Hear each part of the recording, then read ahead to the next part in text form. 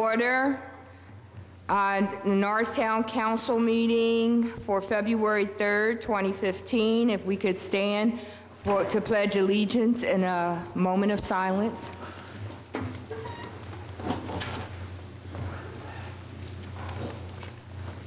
I pledge allegiance to the flag of the United States of America and to the republic for which it stands, one nation, under God, indivisible, with liberty and justice for all. Please be seated. Madam Secretary, roll call. Sorry, Gary Simpson. William Caldwell. Here. Marlon Milner. Olivia Brady. Derek Perry. Here. Sonia Sanders. Here. Linda Christian. Here. Council, I'd like to ask for a motion to approve the minutes of the January 20th, 2015 Council Workshop meeting. Second. Are there any questions?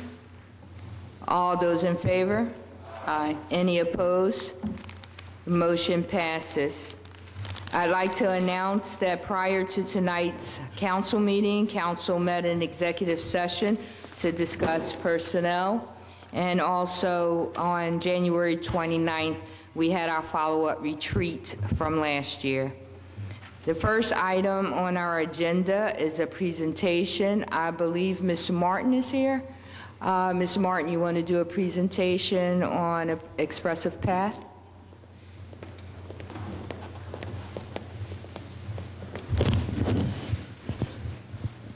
That's on, okay.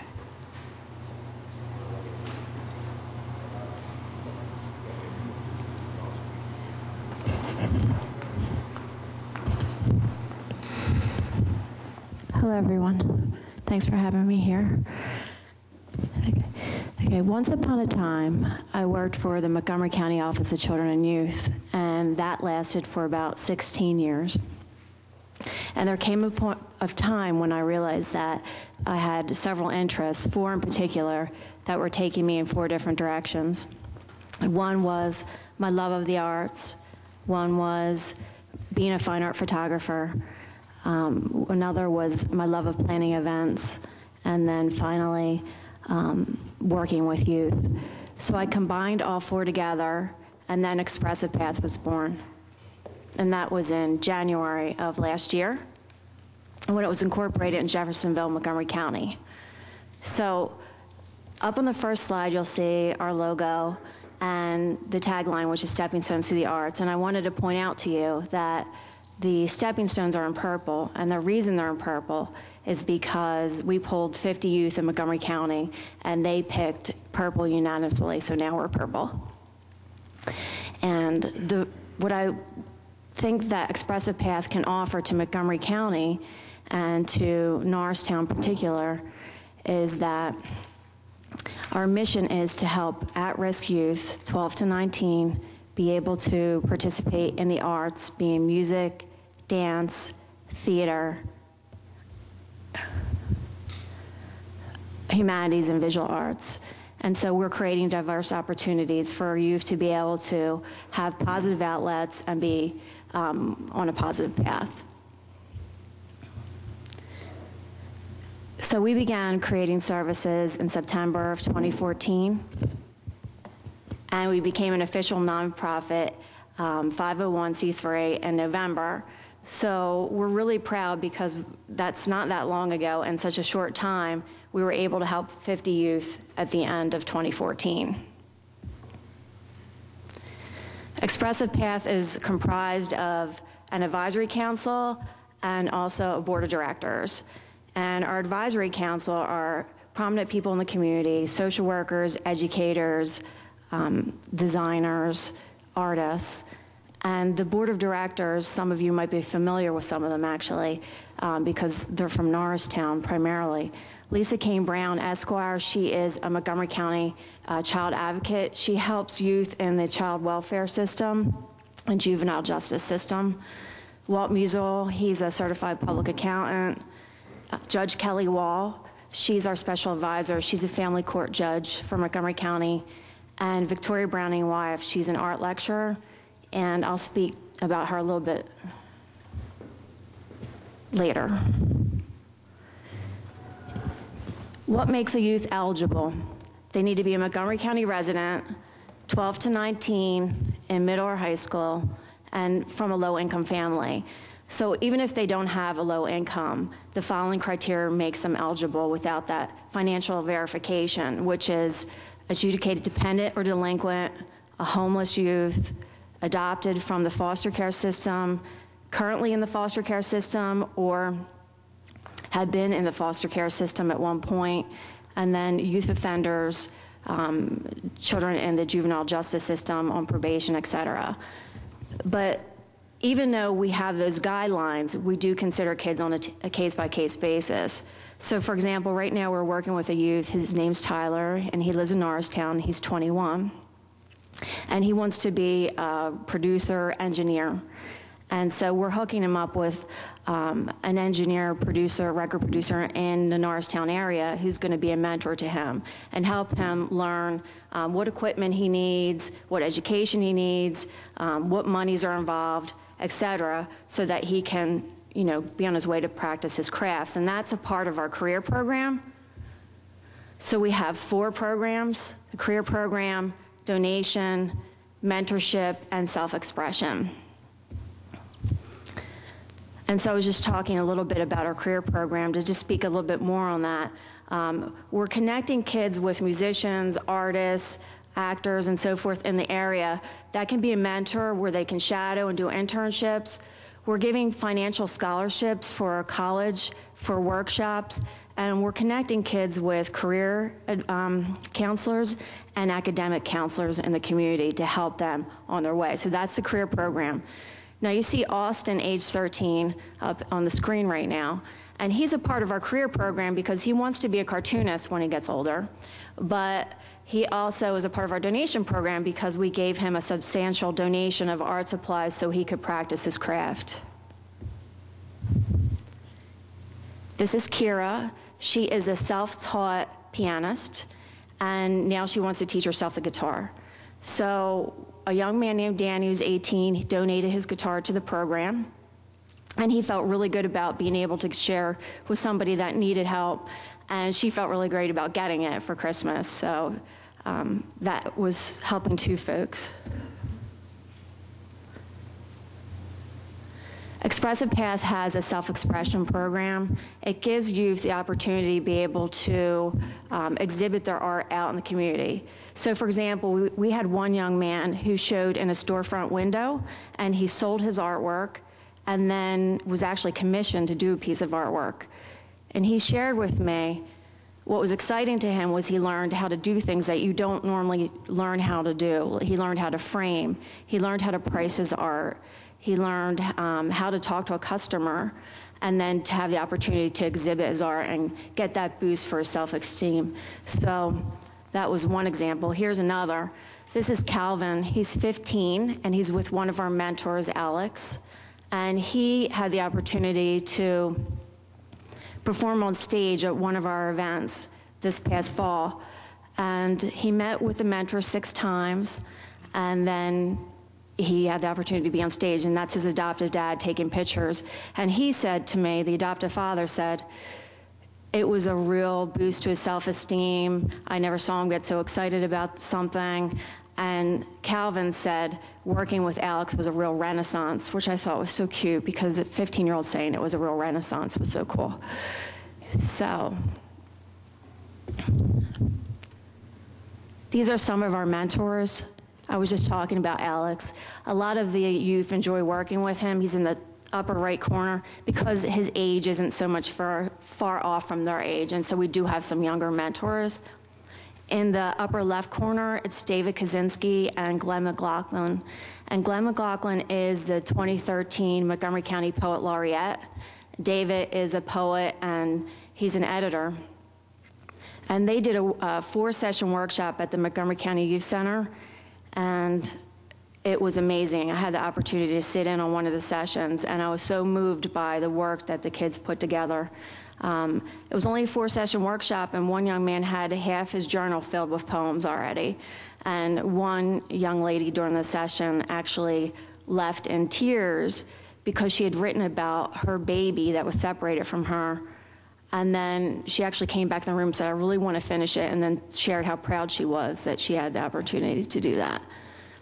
In the lower left corner is Marita McVeigh. She's a fairly well-known artist in the local community. She's an abstract artist. And then to the right is Jamie Waite. She actually works with Montgomery County and Veterans Affairs, and she does a drum workshop. So one thing I want to share about our mentors is that they all have clearances, FBI, state, and Childline, and now they did the mandated reporter training as well. So they all had extensive training. We have about 10 mentors right now. We're always welcoming new mentors. Our mentors have been going into the Montgomery County Youth Center, like I just mentioned, and they're doing workshops. We've had abstract workshops, we've had poetry workshops, novelty drums and guitar. And then Victoria Wyeth has given art lectures and provided a trip to the Brandywine Museum for our kids. So when I mentioned Victoria Wyeth, she's a granddaughter of Andrew Wyeth. He is in the lower right corner. And many of you might be familiar with Andrew Wyeth. In the painting in the center of the slide, it's called Christina's World. That's what he was most famous for. He painted from ages 6 to age 91, and he received numerous rewards from presidents, and he painted over 13,000 paintings and sketches in his lifetime. So in the upper left corner, you'll see Victoria giving the lecture about her family. And she did so for the youth in the detention center. There was approximately 20 youth there at this lecture. And I thought, they're not going to sit through this. This is going to be boring to them. And I think I was more distracted than they were. You could have heard a pin drop, and they were so enthralled because she was able to share stories with them that they could relate to, believe it or not, coming from a different upbringing. And they really appreciated that. So to the upper right corner, that's her at the Brandywine Museum giving a tour. And then the lower left hand is the trains that are there at the Christmas time.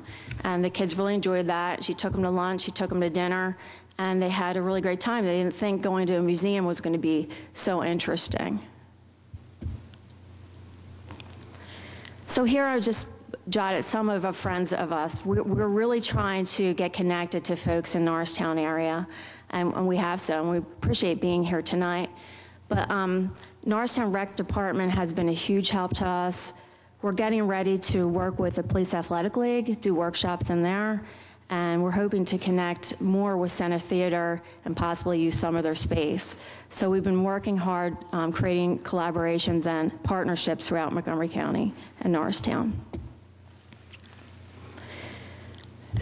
So we're funded, we're eligible for grants now. We have a donation button on our website, and we're always appreciative of new art supplies and used art supplies, because even if it's used paints or so forth, our mentors can use them. Think of us our donation drives over the holidays. And in general, we're funded from 2 large events. One is Music for Kids' Sake, which happened this fall down at Elmwood Park, the band show. You'll see we had a large attendance. We had 4 bands, very popular bands in the area, and then we had youth that were able to then sell their work, meet other musicians, and also perform on stage. And here's some of the pictures from the event. We had Bobby the Bison from the zoo there. There was some barbecuing going on, and the vendors and the mentors, and had all ages there, and they really enjoyed it. So we're having another event this year. So if you jot your calendars, it's September 13th from 3 to 8. And we're going to create more of an arts and music festival to try to get a lot of artists out there in the community to come, and to have more youth become vendors and participate on stage.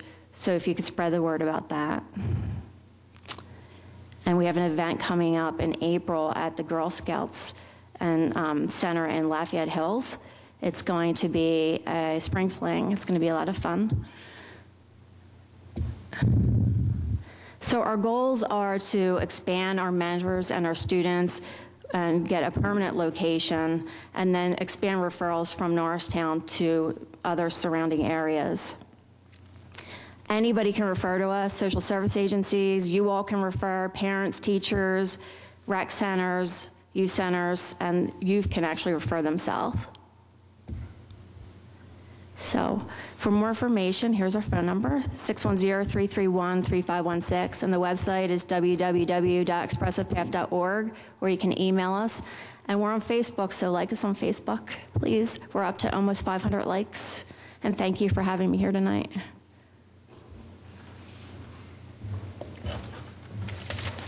Does anybody have any questions? Council, any questions? Any questions? Yes, Councilman Perry? Is there anything set in stone for kids ages from 7 to 11? Because I noticed that you had from 12 to 19. Yes. Or older. Yes. With us, no. I mean, there's other things in the community for younger youth. But like I said, we will consider youth on a case-by-case basis. So if somebody's 11 and they really want to play the trombone and they don't have the means to do it, and we can help them, we will help them. What about working families that want to be interested, that, you know, the kids are interested in joining your program? Because I know you're targeting just low-income families, correct? Well, low income is one of the requirements, but also the eligibility. You don't need income verification if you meet the other criteria, which is you know, children that are at risk in the foster care system, in the juvenile justice system, on probation, homeless, pregnant and parenting, disabilities. Council, any additional questions? Ms. Martin, thank you very much. Oh, I'm sorry. Councilman Simpson? Hi, Ms. Martin. Hi. Maybe if I can speak to Councilman Perry's point. So what if you have individuals who may not fall in your income requirements? Yes. Who may have the means to be able to participate in your program nonetheless, but can kind of pay their way through? Are you open to utilizing those individuals? Let's say I have a child, he's 14. Mm-hmm. I don't fall or fit your requirements. However, because your program and the type of program that you have and the reach that it has, it may cost me X amount of dollars out of my own pocket to have him participate in your program. Does that type of avenue exist for someone like that? I don't think it would be a financial weigh-in, but I think that we would discuss with the advisory council and the board generally what their situation is, because there might be something there compelling to make us want to be able to work with that child. Okay. So we're open to hear about any child. Okay. Yeah, it's a good question. Thank you. Council, any other questions? Well, again, Ms. Martin, thank you. And I did attend the event you had in the park at Elmwood Park in the summertime, and it was a very nice event. And so I look forward to supporting it again this year. I sure appreciate that. Thank you. Vice President Sanders, any announcements? Yes, thank you, Madam President. We have 5 remaining seats for the Spring Citizens Leadership Academy. The 8-week academy is a series of classes offered to Norristown residents to help develop skills as a community leader and understanding of how the municipal government operates. For more questions or for any additional information, please call 610-270-0429. Tomorrow night, we will have our Black History program and award ceremony here at 6:00 p.m. And on Friday, February 6th, we will have the National Wear Red Day, which will go to the cause of the heart disease and women awareness. Any other announcements? That concludes the announcements. Thank you, Madam President. Thank you. Madam Secretary, anyone sign in for public comment? No, there's not. Thank you. Any communications, No, Madam there's not. Secretary? Thank you. Mr. Sanders, if you could help me with this next part for the public hearing. Thank you, Madam President. This is an advertised public hearing to consider the enactment of Ordinance 15-02 that amends the Norristown zoning ordinance, specifically the provisions of the OR district. This ordinance has been advertised for a public hearing this evening, and I will mark as Exhibit M1 a copy of the actual notice in the paper on January 20th in the Times-Herald, January 20th, 2015, and I will mark as Exhibit M2 the same advertisement that appeared in the Times-Herald on January 27th, 2015. We will mark as Exhibit M3 a memorandum dated February 3rd, 2015 from the Norristown Planning Commission to Council regarding this ordinance, and we will mark as Exhibit M4 a letter dated December 11th, 2014 from the Montgomery County Planning Commission to the Planning and Development Department of the municipality regarding this ordinance as well. So those are the 4 municipal exhibits. At this time, I think it might be appropriate to ask Ms. Massonier. Are you here? Hi, Ms. Massonier. Hello. If you might want to comment on the proposed ordinance, especially the procedure that led to today's public hearing regarding the Planning Commission and other review of the ordinance. Certainly. Since this has been a long process, I think it's inevitable that I do give council and the audience a very brief background of what's been going on and the steps that we've gone through as the solicitor advised. In September of 2012, Montgomery Hospital closed and relocated the Einstein Medical Center to East Norristown Township. Between 2012 and 2014, we've held many meetings with Einstein and potential developers and residents to discuss the future of the site. On July 23, 2014, the first ad hoc committee held at Municipal Hall to craft the text amendment for the OR district to allow higher density development, specifically at the Montgomery Hospital site, was held. And the proposal was to have at least 2 buildings, which would encompass about 100 units of elderly housing, and also allowing for a building that would be used for an adult daycare.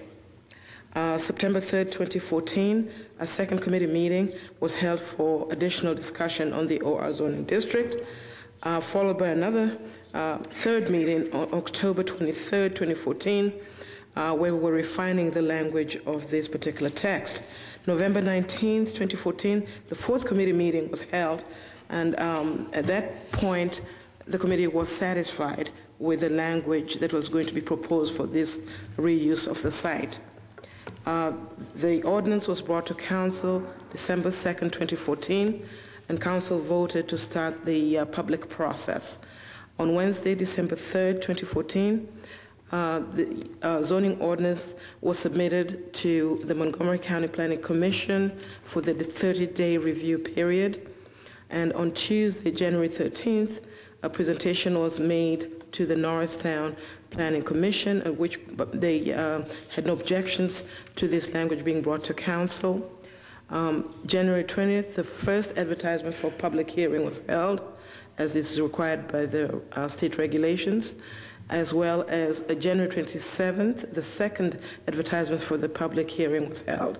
So tonight, this language has been brought in front of Council for Council to consider adopting the final language into the ordinance. So Council has the option, of course, of approving the ordinance amendment or not approving it. But in order to make this particular use work at this site, the Planning Department is recommending approval. And as I had mentioned earlier, so is the Norristown Planning Commission, as well as the Montgomery County Planning Commission. That concludes my report. Thank you, Ms. Massonier. Are there any council comments or questions regarding the ordinance? I think council's seen it before, so I'm sure that the council's familiar with it.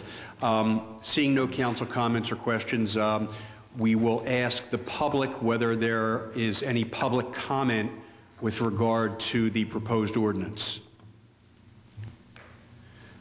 Seeing no response, it would be appropriate now for council to make a motion to approve ordinance number 15-02. Is there such a motion? I hear a motion and a second. We'll need a roll call vote, please. Gary Simpson? Aye. William Caldwell? Aye. Olivia Brady? Derek Perry? Sonia Sanders? Aye. Linda Christian? Aye. Okay, motion passes 7-0, and that concludes the public hearing on the zoning amendment. Thank you. Thank you, Mr. Sanders. Ms. Massonier, will you be leading us in the discussion regarding the grant application for PLCB, reducing underage? Certainly, I will introduce it and then I'll hand it over to the chief, since it's originating from his department, if he doesn't mind. Michelle, from my office, has been working with the police department. Pardon me. Yes. Point of order, we first need to close out the... He did. Okay, my apologies. The police department got in contact with my office to alert us of a grant that is run through or is being sponsored by the Pennsylvania Liquor Control Board, and it is a grant that will help the police officers in reducing underage and dangerous drinking. And I believe that they've had these grants before, actually from 2012 to 2014. We helped the department submit an application for $40,000 for a 2-year period. The application is actually due on February 13th. That's why it was brought to you at this point. It has a 25% match that can actually be matched by personnel costs. And as I mentioned, it's a 2-year program. The details of the actual activities may be left actually for the police chief to mention, if he doesn't mind. All right, thank you. So it's a relatively small grant, but it fits well into our community policing activities. We look forward to putting together some programs that deal specifically with underage drinking, binge drinking, that sort of thing. Not much more to it than Ms. Massonier spoke about, other than the specific programs that we would use would just fit with the other things that we have in our strategic program in terms of targeting underage drinking and some other mechanism besides enforcement activities. Thank you, counsel. Any questions?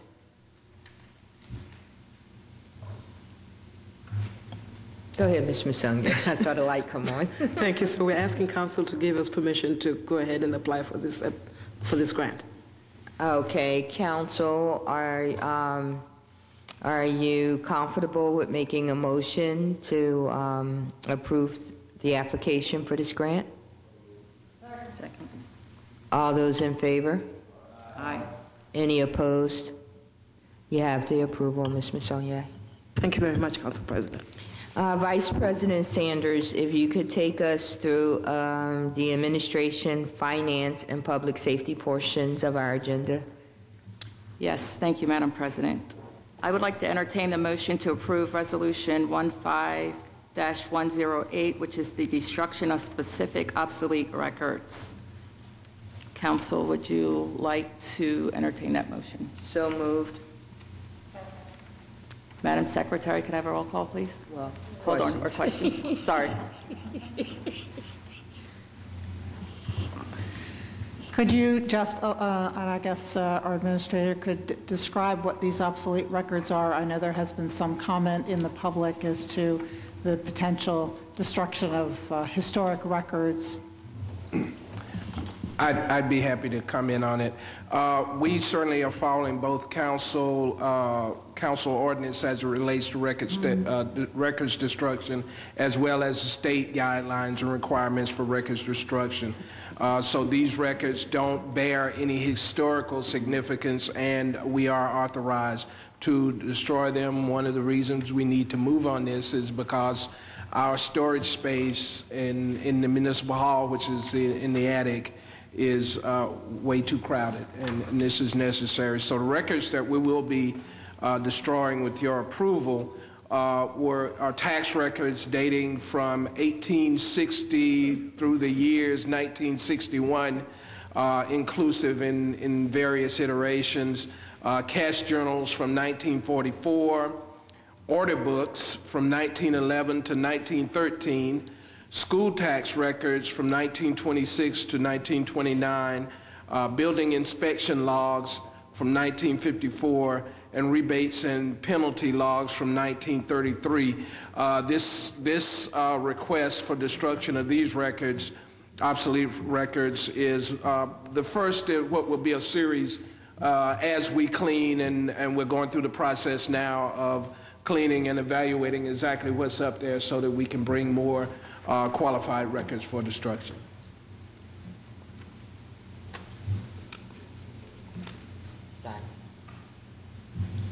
Councilwoman Brady. Thank you. That sounds, actually some of those sounded a little bit interesting. I was wondering if there was any idea of possibly offering the Montgomery County Historical Society any access to these to see if they would be interested in archival. Part of the challenge with that is while they are obsolete records, a lot of those are personal records. I see. And that contain personal information. Certainly dating back to the 1860s, we shouldn't find anybody around who might complain, but there might be family members, et cetera, that might have it. So, and we do have to protect the privacy of individuals, deceased or present. All right, thank you. Madam Secretary, may I have a roll call, please? Gary Simpson? Aye. William Caldwell? Aye. Olivia Brady? Aye. Derek Perry? Aye. Sonia Sanders? Aye. Linda Christian? Aye. The ayes have it. That motion approves.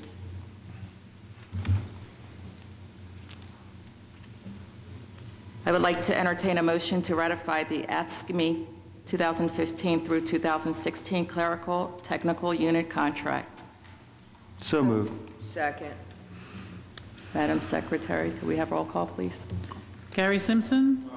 William Caldwell? Aye. Olivia Brady? Aye. Derek Perry? Aye. Sonia Sanders? Aye. Linda Christian? Aye. That motion carries, and that motion is approved. Moving on to the finance agenda, I would like to entertain motion to approve Resolution 15-109, which is the consolidated fee resolution. Council, would you like to make a vote on this? So or entertain? moved. Second. Question.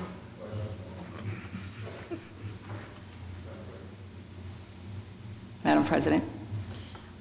Yes, just an overall background on the consolidated fee schedule, which items were increased.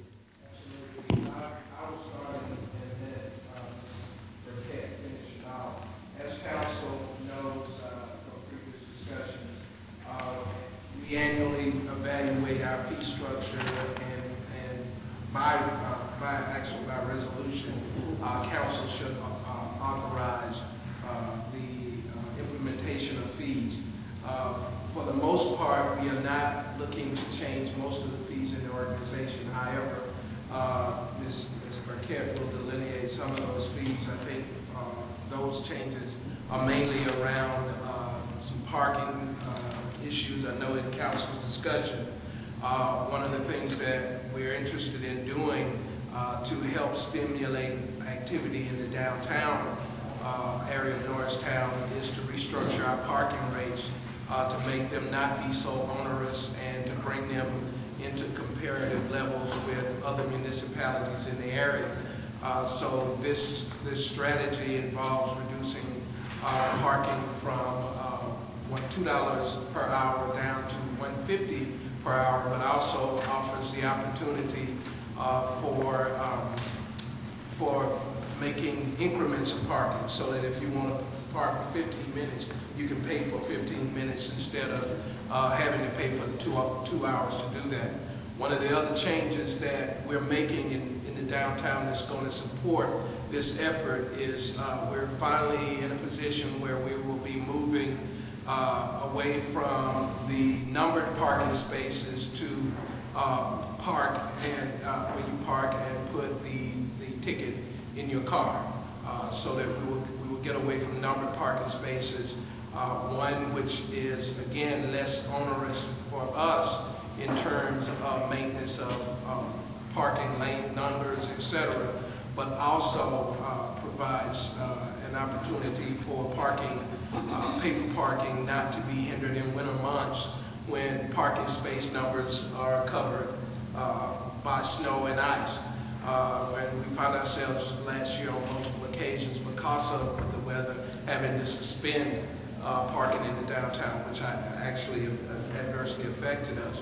The other thing that we're doing is making credit card payments available at our kiosks. And so we will be implementing those changes with council's approval. We want to give adequate public notice for those changes, and so our implementation schedule for changes related to parking would be effective, effective March 1st, 2015, to give us the chance to make the change outs on the machines and make adequate public notice. And then the other, I think the rest of the changes that Mr. Burkett will share with council, we're looking for effective immediate. Some of those, most of those again, are changes that are already in place. I think one other thing to note is that we have been looking at evaluating our recreation fees for both use of parks and for camps. And what we're trying to do is bring our fees and our fee structure, again, more in line with what our neighboring municipalities have, and also that puts us in a better place to recover the actual cost of us providing those services, whether it be cleanups, et cetera, parks, and certainly in terms of the fees that we have been charging for 10-week recreation programs. 10 weeks of recreation programs have been $150 for the 10 weeks. And when you look at what other municipalities are doing around us, and some of them with the exact same program, they're charging $200 or more than we are for the same thing. The other distinction we want to make as well is to have a tiered system for our recreation programming as well, so that, like most municipalities, there's a distinction for out-of-town people who want to participate in our recreation programs, and lower fees for those folks who are residents of Norristown and participate in the programs. And so Ms. Burkett will follow up with a little bit more detail for council. Thank you, Mr. Jones. Just to provide a summary of some of the changes that were presented in the fee schedule resolution, as Mr. Jones referred to, these are primarily changes related to parking and to the recreation program. If I may, I will go through and briefly state the summary of changes for the fee schedule. In finance, it has been noted that there is an additional charge of 2.5% of the credit card transaction processing. As a municipality, we do not incur the merchant services charge, and the patron that processes a transaction through a credit card incurs that additional fee. And so we wanted to have that noted on the fee schedule, that would be a fee that would be presented to them at the time of the transaction when they are using the method of payment of credit card. For the parking meter, as Mr. Jones referred to, we are looking at the overall parking kiosk and meter structure in the municipality. Currently, the rates stand at 50 cents for the first 15 minutes and up to $2 for an hour of parking for a 10-hour day from 8 to 6 p.m. What is proposed in the fee schedule is effective March 2nd, reducing the fee for the first 15 minutes to 25 cents and incrementally increasing the fee up to an hour from $2 down to $1.50. This would be in effect through the parking areas that are designated on the fee structure that were previously in place. We will also be moving towards the ability to accept credit cards at the kiosk and to be able to change the method of the transaction from what is called a pay by space to pay and display. For the Section 4 for code enforcement, building, and zoning, there's been a change in the language around the rental licenses related to the inspections. And the language, in addition to what was previously presented, adds about the failure to grant access when an inspection is canceled if a landlord does not cancel within 24 hours or fails to grant access for the inspection. There would be a $40 cancellation or no-show per unit for the scheduled inspections. For zoning and land development, Section 7, the zoning permit fees were increased for a single-family residence to $20, multi-family residence up to 5 units is $30, multi-family residence over 5 units is $50, and commercial units are $50. Regarding the summer playground program, what has been proposed is an increase from the current summer program fee of $100 for the summer to a graduated rate for residents and non-residents, to increase the fees for residents from $100 to $250 per child, and for non-residents the fee would increase to $350 per child for the program for the summer. This is in line with some of our area municipalities' summer programs that have similar setups that offer summer programs to the children resident in their areas. They've also added park permits for additional locations: Blue Mill Field, Archie's, Cherry Street, and Skag-Cotman to the municipal parks list. Additional details for the park fees have also been provided in greater detail, identifying the difference between a security deposit and the fee for the use of the parks. The security fee would be refunded upon approval for the trash disposal and presentation of the park at the end of the scheduled event. It has been allocated to a 50-50% split, 50% of the amount for the fee and 50% of the amount for the reserve for the deposit that would be refunded. Additionally, there's been a park permit for an event that is over 300 people, and that rate is $400 per day. Again, the 50% split is $200 for the deposit and $200 for the fee. Another concern was regarding the parks and some additional language that was presented for recommendations in the fee schedule related to the fact that if there was an event, there should not be an opportunity to charge additional fees for access to the park during the event to people attending the park. So the language has been added that no additional fees are to be charged by the persons, organizations that obtain permits to persons attending organized events to address this particular concern. Thank you. Are there any questions? Question, Councilwoman Brady. Thank you.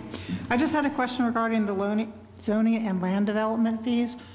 I understand that you had said you had done some research with our neighboring municipalities. Was that just for the recreational fees, or was that also included the zone and land development fees as well? That was just related to the recreational fees. Okay. Are these fees in the zoning and land development in line with our neighboring municipalities? I would like to defer that to Ms. Massagne. Yes, actually, let me make it very clear. In as much as it says zoning, it's actually the very first step of zoning. That's the use registration form. And prior to that, we're charging $5 or $20, which is way below any other municipality around us. So we know the administrative handling of that particular work is more than $5 and $20, so we've just upped it a little bit. All right, thank you.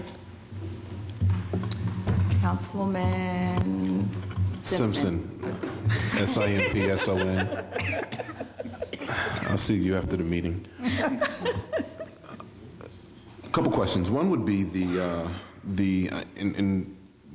discussion or the ask for the large increase in the family recreational piece as far as per child.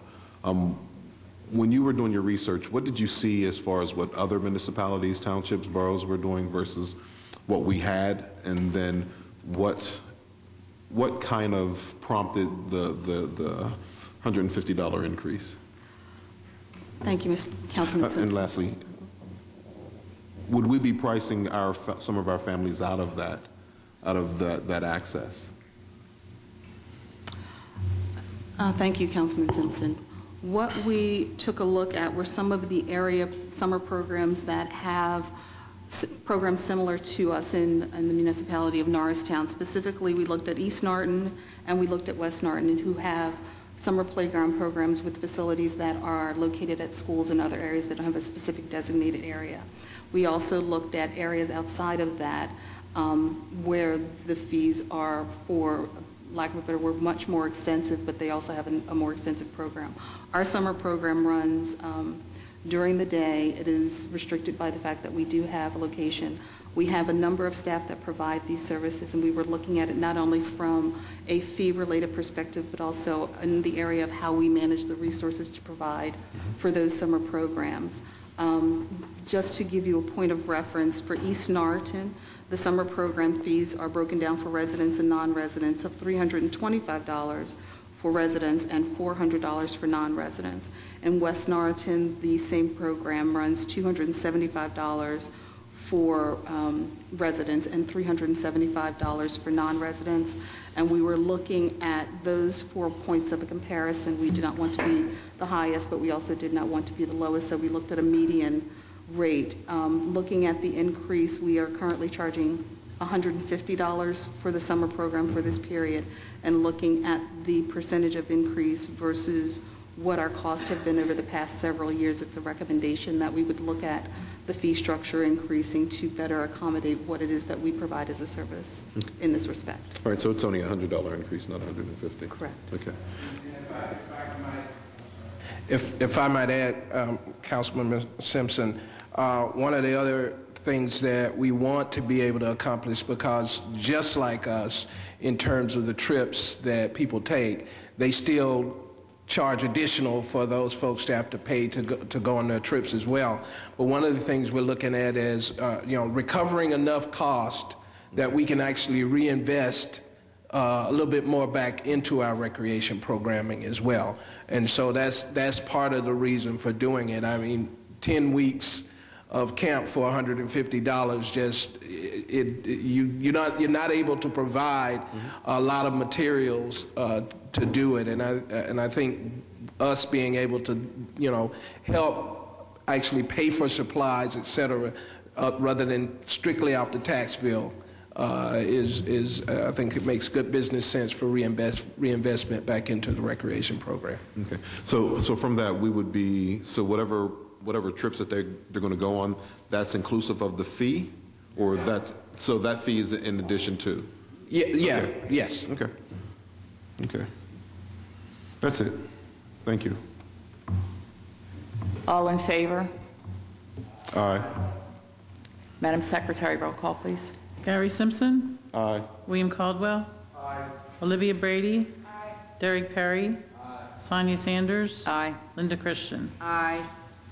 And that motion carries. I forget. Do public safety too. And I'll forget. Okay. For public safety, I would like to entertain a motion to approve the donation and the transfer of ownership from the County of Montgomery to the Municipality of Norristown for 2006 Carmarte enclosed trailer. All those in favor? Sorry, question? Anyone? Well, The motion wasn't moved, but I think the problem is they may have questions. Okay. So you asked them if they have any So questions. does anyone have questions? Councilwoman Brady. Yes, could you explain what this is all about? And that would be Mr. Jones. Chief O'Donnell should be. Oh, okay. Well, I'll certainly be happy to explain. The county, about 5-6 years ago, invested in these trailers that they have stationed in various municipalities around the county that basically are there for countywide use in case of a hazmat emergency event. And those trailers have been maintained to some degree by the county. They certainly have been restocked. And last year, the county made a decision that they actually wanted to get out of the business of having trailers as it just didn't make sense. But what they have committed to do is that they will continue to restock them if the municipalities would take ownership of them.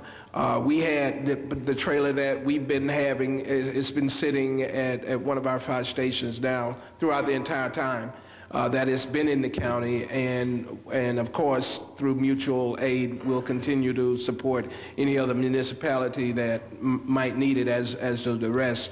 But the county's divesting themselves of it, of the responsibility and divesting that to local area departments to work in unison to do it. And so they are basically deeding the equipment over to host municipalities if they choose to take it, other municipalities if the host municipality chooses not to take it. Again, they will continue to provide stocking. We would do routine maintenance. At this point, the fire department and our vehicle maintenance department, fleet operations department have evaluated the vehicles in good shape. That there were some tire issues, and we got those resolved before we would accept it. And so at this point, it's just approval for council that we're seeking to accept this transfer of the equipment from the county to Norristown to be still housed at the fire station and managed by our fire department as it has been all along.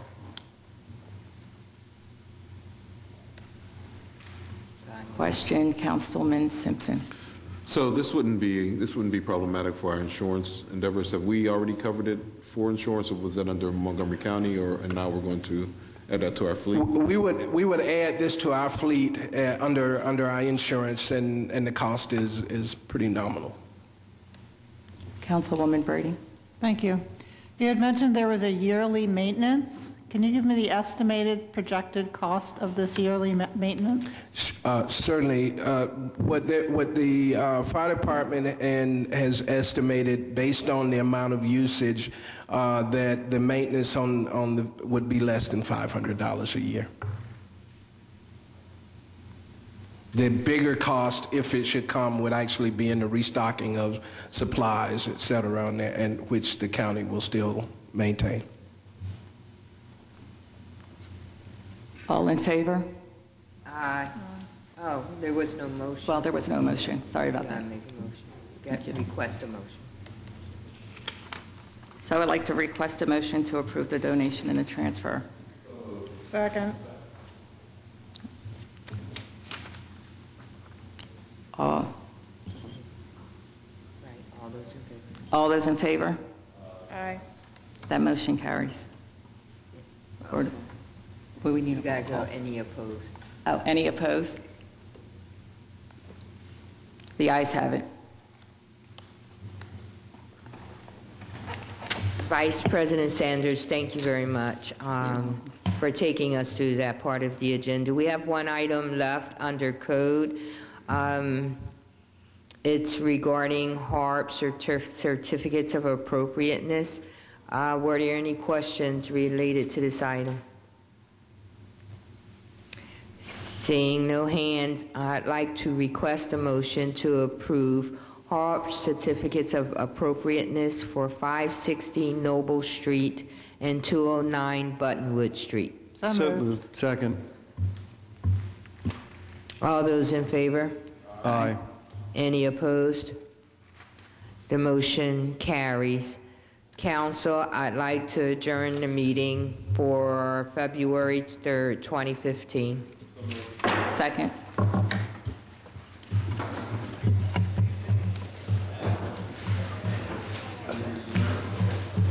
Yes, sir.